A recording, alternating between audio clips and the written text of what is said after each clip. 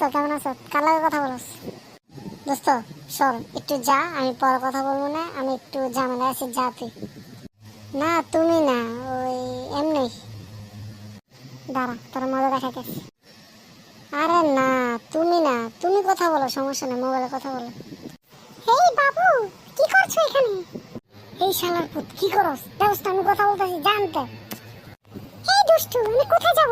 তুমি আমাকে রুমে একা ফেলে আসছো কেন? এই বেটা ফাইজলামি রোজকে, তোরা আমি রুমে রাখবো কে? হ্যাঁ, যা তুই যা, আমার সম্পর্কটা নষ্ট করিস না। বাবু আমি আর পারছি না।